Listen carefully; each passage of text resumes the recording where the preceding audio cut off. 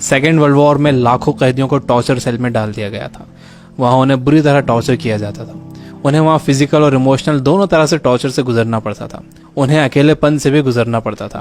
कैदियों के सामने उनके दोस्तों की मौत हो जाया करती थी। उन्हें अपने दोस्तों और रिश्तेदारों को मरता हुआ देखना पड़ता था। ऐसे में कैदियों को ये लगने लगा था कि उनका भी मरना अब पक्का है। ये सब देखकर कैदी इमोशनली बहुत डिस्टर्ब हो जाते थे, बर्दाश्त नहीं कर पाते थे और वो सदमे से ही मर जाते थे।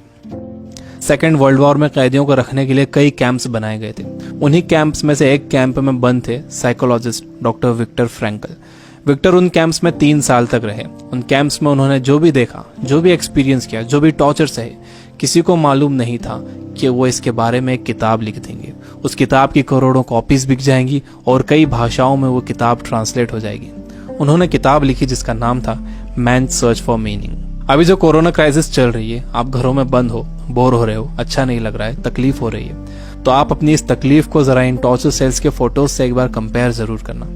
इससे मुझे पक्का यकीन है कि आपको अंदाजा हो जाएगा कि हमारी तकलीफ इन टॉर्चर सेल्स की तकलीफ के मुकाबले कुछ भी नहीं है।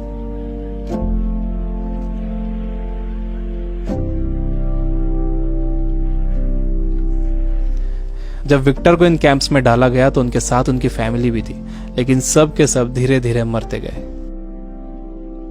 विक्टर एक इंसिडेंट बताते हैं। उनके साथ एक कैदी था। उसने फरवरी महीने के आखिर में एक सपना देखा। उसने विक्टर को बताया कि कल रात उसने एक सपना देखा था। सपने में एक आवाज गूंजी कि मुझसे जो पूछना है पूछो।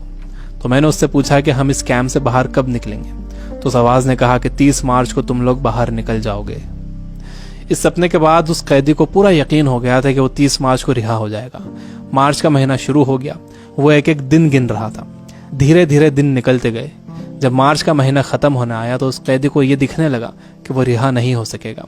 29 मार्च को वो बीमार पड़ गया और 30 मार्च को वो मर गया। ऊपरी तौर पर तो ये लग रहा था कि उस कैदी को कोई बीमारी हुई है जिससे वो मर गया, लेकिन विक्टर जानते थे कि वो कैदी किसी बीमारी से नहीं मरा था, बल्कि नाउम्मीदी से मरा था। उसके मरने की वजह थी उम्मीद का खत्म हो जाना, होप का खत्म हो जाना। Biggest lesson of this book, इंसान को तकलीफें नहीं मारती हैं, इंसान को धोखा नहीं मारता है, इंसान को चैलेंजेस नहीं मारते हैं, इंसान को नाउम्मीदी मार देती है। जिस इंसान के अंदर आने वाले कल की कोई उम्मीद नहीं होती, कोई ख्वाब नहीं होता, वो इंसान भी नहीं रहता। विक्टर ने गौर किया कि कैंप में ज्यादातर मौतें क्रिसमस और न्यू ईयर के बीच में हुई थी, क्योंकि लोगों को उम्मीद थी कि क्रिसमस आ रहा है, न्यू ईयर आ रहा है, हमें रिहा कर दिया जाएगा।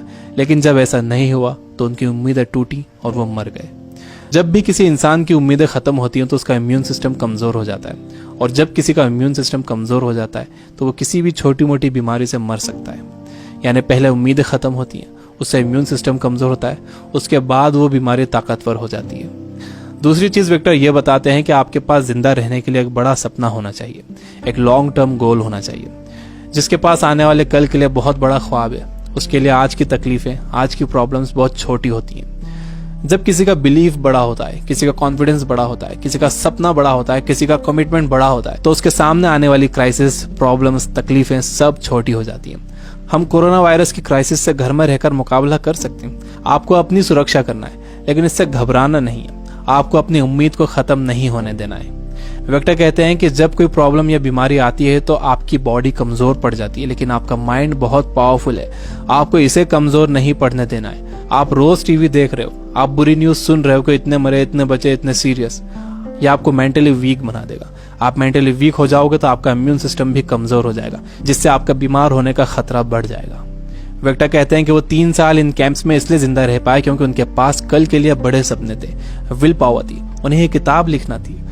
तो वो सारी प्रॉब्लम्स, सारी तकलीफें उनके सपनों और इरादों के आगे छोटी पड़ गई और वो इन सब से बाहर निकल गए।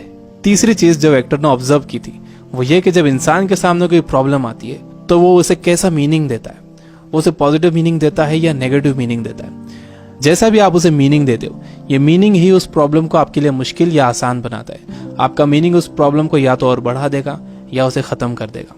फॉर एग्जाम्पल, आप कहीं जाने के लिए घर से बाहर निकलते हो और आप देखते हो कि आपकी गाड़ी का टायर पंचर है।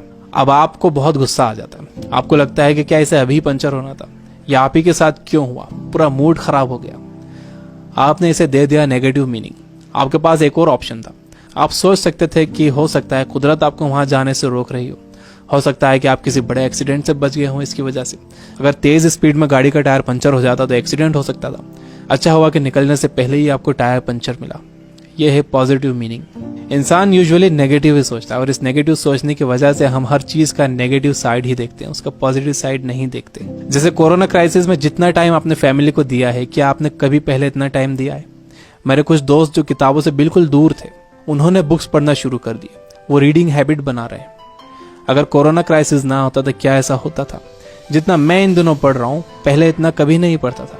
जितनी सफाई लोगों ने रखनी शुरू कर दी है, पहले कभी नहीं रखते थे। बार बार हाथ धो रहे हैं, अच्छी तरह हाथ धो रहे हैं, सोशल डिस्टेंस मेंटेन कर रहे हैं। किसी लाइन में लगे हुए हैं तो दूर दूर खड़े हो रहे हैं। आसमान साफ नजर आ रहा है, हवा साफ हो गई है, समंदर का पानी साफ हो गया है। ऐसा लग रहा है कि नेचर ने जैसे रिसेट बटन दबा दिया।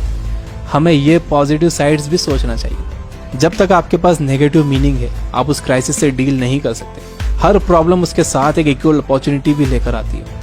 दुनिया जब से बनी है तब से अब तक उसमें प्रॉब्लम्स ही प्रॉब्लम्स है। अगर ये प्रॉब्लम्स नहीं होती तो हम यहाँ तक ग्रो नहीं कर पाते। सबसे लास्ट में विक्टर कहते हैं कि आपसे सब कुछ छीना जा सकता है, आपकी धन दौलत, घर, गाड़ी, बीवी, बच्चे, माँ बाप, दोस्त, सेहत, लेकिन एक चीज नहीं छीनी जा सकती, वो है आपकी पावर ऑफ डिसीजन। आपसे फैसला करने की ताकत कोई नहीं छीन सकता।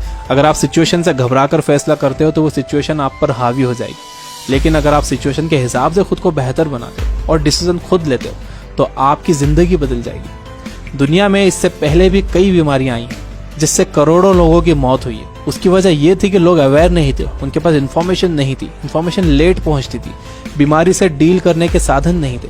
लेकिन आज का वक्त सबसे अच्छा वक्त है। हमारे पास इन्फॉर्मेशन बहुत तेजी से पहुंचती है, हमारे पास साधन है। मुझे पूरा यकीन है कि आगे और भी अच्छा वक्त आने वाला है और मैं आपको उम्मीद दिलाता हूं कि आगे सच में बहुत अच्छा वक्त आने वाला है। You guys are amazing. Keep reading, keep learning, keep growing. Thank you for watching.